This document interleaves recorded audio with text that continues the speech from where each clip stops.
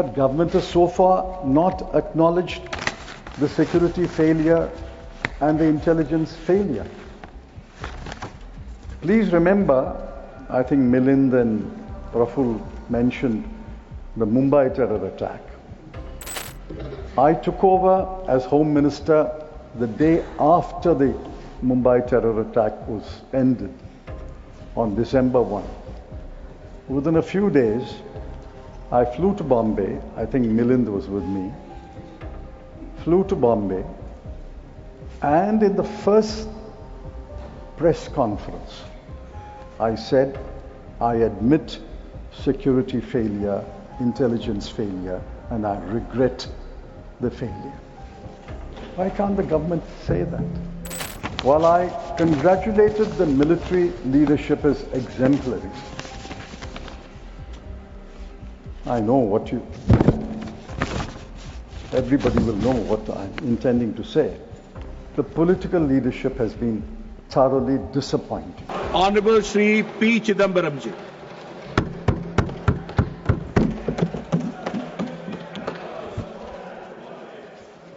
Thank you, Mr. Chairman.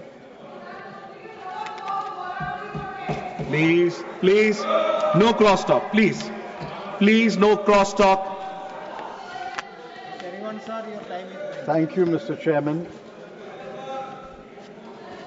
I realize that I am following the Leader of the Opposition, Shri Kharge ji, who in an elaborate speech has covered almost all aspects of the subject. Let it close. Yeah. Almost all aspects of the subject. It's okay. It's okay. Mic is not working. Mic is not. Mic is not working. It's working. It's working. Sir,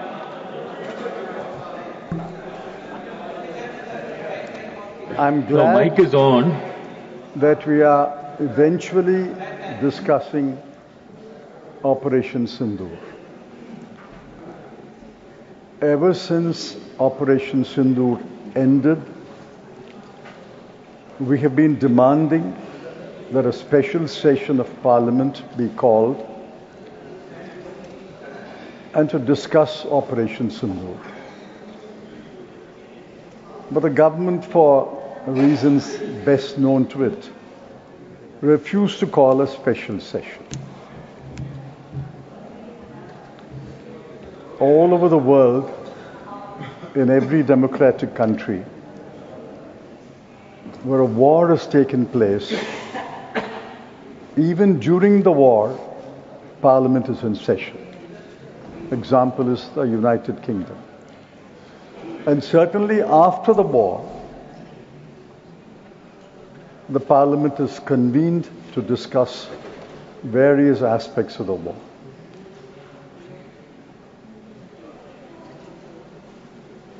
If the subject is India's strong, successful and decisive Operation Sindoor in response to a terrorist attack in Pahalgam,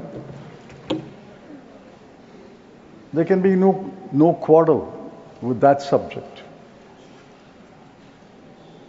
The subject is really the aftermath of Operation Sindoor, the consequences of Operation Sindoor.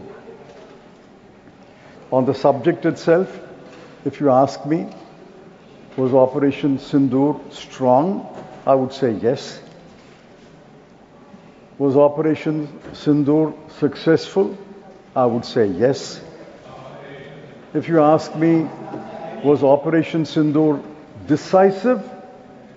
I can only say time will tell. Whether Operation Sindoor was decisive, only time will tell. I'm reminded of a decisive war. On December 16, 1971, there was a historic victory. General Niazi surrendered to General Jagjit Singh Arora along with 93,000 soldiers. It was the largest surrender of prisoners of war after World War II. That was a decisive victory. On the contrary, Operation Sindoor ended with a ceasefire.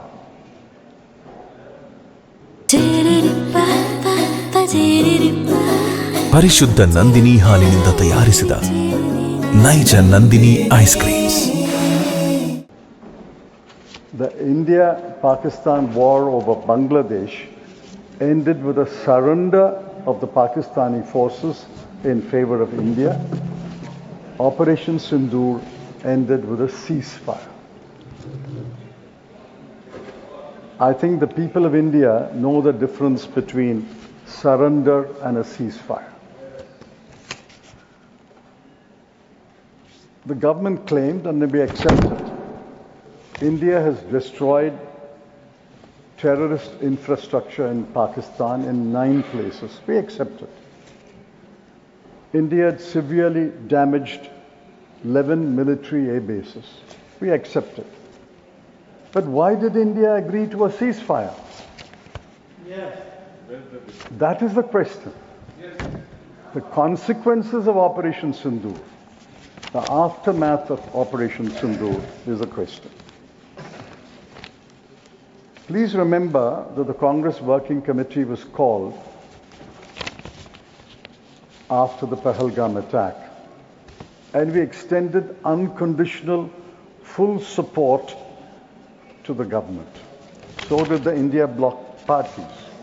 Nobody had any reservation in entrusting to the government full authority, full power, and full support to take whatever action it chose fit.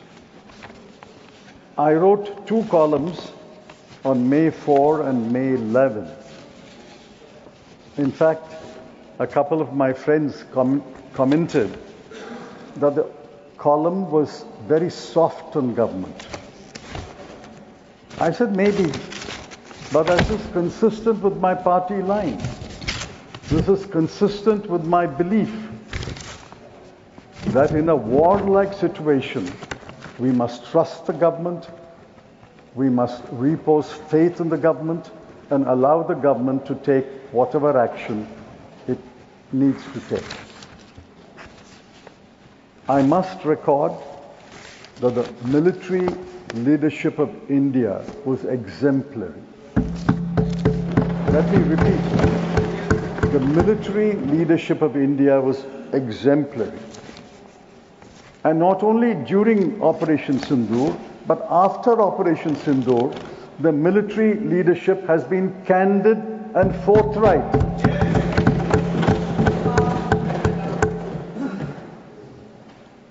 The Chief of Defence Staff admitted tactical mistakes. He also said after the tactical mistakes, they paused and the military leaders got together and re-strategized. He admitted losses, which is why, while I call the CDS and the other military leaders, their leadership exemplary, I call them candid, forthright, and transparent, because he admitted tactical mistakes, re-strategizing, and admitted losses. The Deputy Chief of Army Staff admitted that Chinese aircraft had been deployed. He also admitted that Chinese missiles had been deployed. He also admitted that drones, and we gather it's from Turkey, were deployed. If true, and I see no reason to disbelieve the Chief of Defence Staff and the Deputy Chief of Army Staff, if true, if Chinese aircraft J-10 and Chinese missiles PL-15 were deployed by Pakistan, the only conclusion is China was testing its military hardware in the India-Pakistan conflict. The Congress Working Committee, which met later, pointed out there was an intelligence and security failure. But government has so far not acknowledged the security failure and the intelligence failure. Please remember, I think Milind and Praful mentioned the Mumbai terror attack. I took over as Home Minister the day after the Mumbai terror attack was ended on December 1. Within a few days, I flew to Bombay. I think Milind was with me. Flew to Bombay, and in the first press conference, I said, I admit security failure, intelligence failure, and I regret the failure. Why can't the government say that? Yes.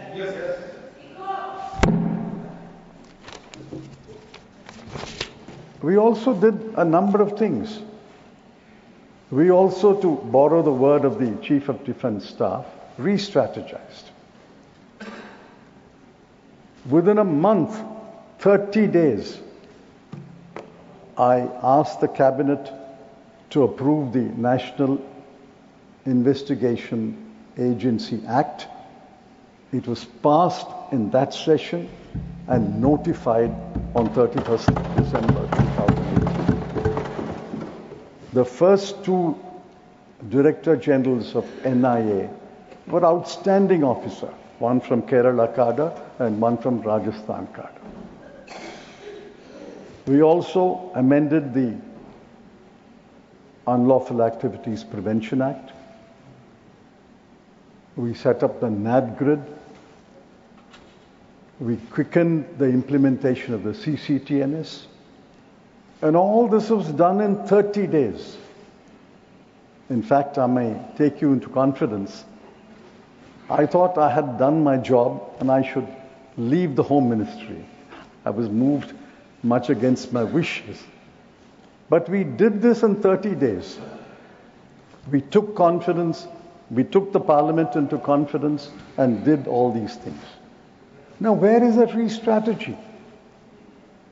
Where is the taking the Parliament into confidence? We heard the ministers. They were singing the praises of Operation Sindoor, for which I have no objection. But what about the aftermath of Operation Sindoor, the consequences of Operation Sindoor? We are in the same advanced stage of wisdom as when this debate began in the Lok Sabha yesterday. While I congratulated the military leadership as exemplary, I know what everybody will know what I'm intending to say. The political leadership has been thoroughly disappointing. The Defence Minister made a spirited statement yesterday in the Lok Sabha. Today he was his usual subdued, moderate self. ನನ್ನ favourite Nandini cheese. ಈಗ ಎಲ್ಲರ favourite Nandini cheese. The Foreign Minister made an articulate reply in the Lok Sabha. Today is not yet spoken. But I hope when the Foreign Minister speaks, because the Defence Minister has already spoken, they will copy or emulate the candor of the military leadership, admit the mistakes, and tell us what they are doing to re-strategize. So please understand, it's no longer preparing for a one-front war or a two-front war. Pakistan and China are no longer different fronts. It's a fused front. The pilots were Pakistanis, the aircraft were Chinese. The finger was Pakistani military leaders, the missiles were Chinese. The operator was Pakistani, the drones were from Turkey. Where is your plan? To fight not a one-front war, not a two-front war, but a fused front war of India fighting Pakistan and China fused together. Look at our neighbors. All our other neighbors are relatively peaceful. But on the northern and western and eastern border, we have India and China, and if they are fused in one front, that runs about 8,000 kilometers of border. Where is the thinking? Where is the hint of a thinking? So, after Operation Sindoor, the Foreign Secretary and his wife were trolled. Daughter was trolled. The Chief of Defence Staff was trolled. And I asked the government, did they not rise to his defence? I didn't hear they are rising to their defences. The CDS carried out the instructions of the government and successfully conducted Operation Sindoor. The Foreign Secretary was reporting the political decision to agree to a ceasefire. But to my great regret, the Foreign Secretary and his daughter were trolled. He had to shut down his social account, and the CDS was trolled. But I didn't see the political leadership rising to the defense of the military leadership. Yes. So, I move to another aspect of the consequences of Operation Sindoor. We sent delegations. The Congress Party also sent its members. I think the MPs did as best a job as they could do. But look at the context. During and after Operation Sindoor, mark my words, during Operation Sindoor, May 7th to May 10th, and after Operation Sindoor, on 9th of May 2025, IMF approved $1 billion to Pakistan under the Extended Fund Facility, bringing the total disbursements to $2.1 billion. India sits on the 18-member committee of IMFC, International Monetary Fund Committee. We did not vote against the proposal. We abstained. Why? Why did we abstain? Should we not have voted against the proposal? Yes. By saying Operation Sindoor is going on and you are giving money for what? That money will fuel the war. On 3rd of June 2025, Asian Development Bank approved a loan of $800 million. Recently, the World Bank decided to lend $40 billion over a 10-year period. So who in the World Bank, who in the Asian Development Bank, who in the IMF is standing by us? US and China, otherwise rivals, voted in favor of all the proposals. They didn't abstain. They voted in favor of all the proposals. India did not vote against, but abstained. Is this the political leadership that the military leadership deserves? Is this the political leadership that India deserves? Is this the political leadership that pays tribute to the soldiers and the warriors who carried out Operation Sindoor? Worse, many members have mentioned, Pakistan has been elected as chairman of the UNSC Taliban Sanctions Committee. Pakistan has been elected as a vice chairman of the UNDC Counter-Terrorism Committee. This is the greatest irony. Pakistan is being elected vice chairman of the Counter-Terrorism Committee.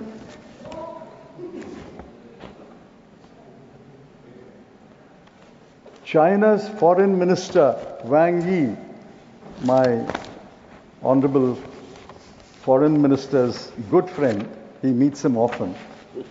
China's Foreign Minister Wang Yi praised Pakistan's resolute action on terrorism and supported Pakistan. Our Foreign Minister, after he made the statement, met Mr. Wang Yi. He also had an audience with President Xi. Now, will he please tell us, what did he tell Mr. Wang Yi and what did he tell President Xi? We'll come to President Trump later. But this is Mr. Wang Yi and Mr. President Xi who support Pakistan, praise Pakistan's resolute action on terrorism. What did we do? And I ask most humbly, I may be wrong, the foreign minister can correct me. We sent delegations to so many countries. Why did we not send to our immediate neighbors? Nepal, Bhutan, Myanmar, Sri Lanka, Maldives, Mauritius. Have we given up on our immediate neighbors? And besides, the further question arises. We send delegations to so many countries. Everyone condemned terrorism, sympathized with the victims in India. But which country condemned, named and shamed Pakistan? I have scoured through the newspapers to the best of my knowledge, and I'm willing to be corrected. Is there a single country which condemned Pakistan, named Pakistan as a terrorist country? No, Sir?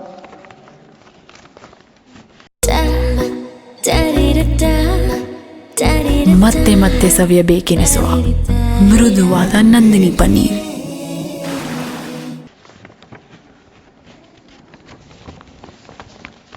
Terrorism has not been wiped out in this country. I have been Home Minister. I was bloodied in the... I had my baptism immediately after a terror attack. There are foreign terrorists infiltrated by Pakistan. There's no question about that. I accept it. I know it.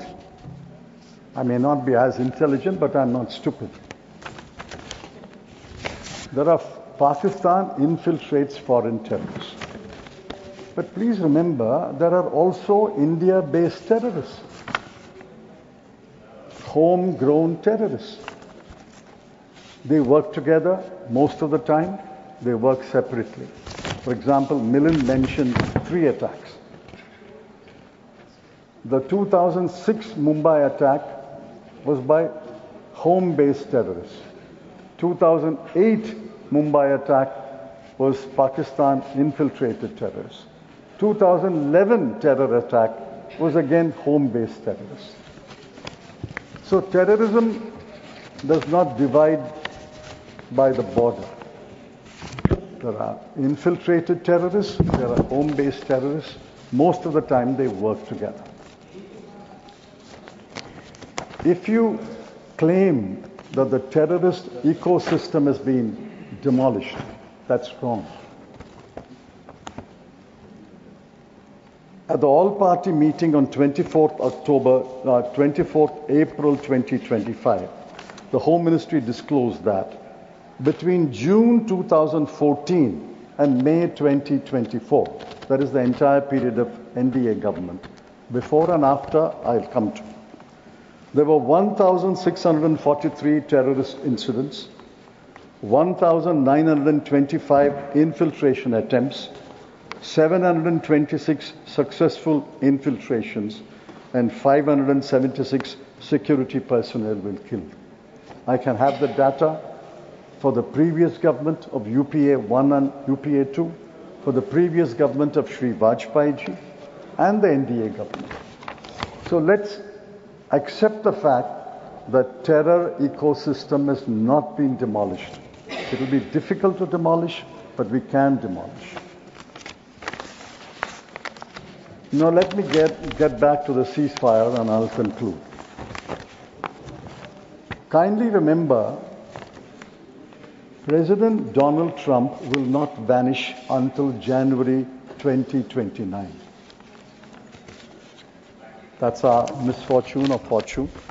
Until January 2029, President Trump will be there. And he has only said it 29th time.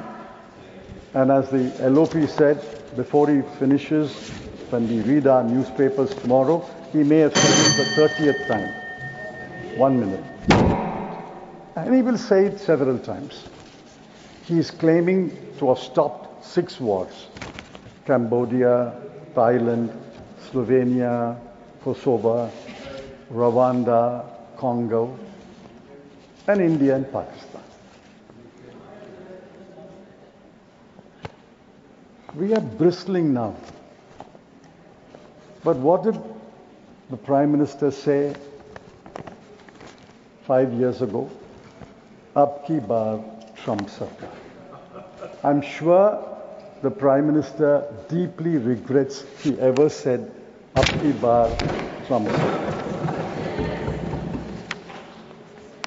Now the sequence of events between May 7 and May 10 has been described. I want to ask one question. On May 10 at 3:30 p.m., the DGMOs of the two countries spoke on telephone. They could not have spoken without pre-instructions. There would be instructions from the government to the DGMO India. There would be instructions from government of Pakistan to DGMO Pakistan. They could not have spoken without instructions. They could not have agreed without instruction. And after agreement, they could not have not reported to their respective governments. Where is the record? The record will tell us. At 5:25 p.m., and I've asked this question several times, 3:35 the DGMO spoke. 5:25, before any Indian minister, before any Indian official announced the ceasefire, President Trump said, I am pleased to announce that India and Pakistan have agreed to a ceasefire. A few minutes later, Secretary Marco Rubio said, India and Pakistan have agreed to a ceasefire and will meet at a neutral site. At 6:05 p.m., Foreign Secretary announced the ceasefire and he was trolled for that. Why has the Prime Minister rebutted Mr. Trump? That's the question. He should have publicly rebutted Mr. Trump. There was not even a note of protest, a written note of protest. And this is part of the government's character in dealing with America. Illegal migrant Indians were deported in handcuffs and leg chains. Not a word of protest. Steep tariffs were imposed on Indian exports and deadlines have been set. Not a word of protest. US voted in favor of the IMF loan to Pakistan. Not a word of protest. Yes. Foreign students, including Indian students, barred from enrolling in Harvard. Not a word of protest. Student visa interviews were suspended. Not a word of protest. Please President conclude, Trump invites General Asim Munir to dinner and called him a phenomenal partner. Not a word of protest. That is how President Trump cannot be rebutted by this government. Because they don't protest against Mr. Trump. Maybe they hope there will be an abki bar, another Trump Sarkar. Fortunately, the Constitution of the United States doesn't permit another Trump Sarkar. So I finally appeal to the government, like the military leadership showed exemplary leadership and was candid and forthright. Please, from today onwards, show exemplary leadership, be candid and forthright, and take the country into the future. The next speaker is Sri Chidambaram Banerjee. He will speak in Bengali. His time is 11 minutes. ಮತ್ತಷ್ಟು ವಿಶೇಷ ವಿಡಿಯೋಗಳನ್ನು ನೋಡಲು ಮತ್ತು ಹೊಸ ವಿಡಿಯೋಗಳ ಬಗ್ಗೆ ತಿಳಿಯಲು eedina.com YouTube channel subscribe ಮಾಡಿ ಮತ್ತು ಬೆಲ್ ಐಕಾನ್ ಕ್ಲಿಕ್ ಮಾಡಿ.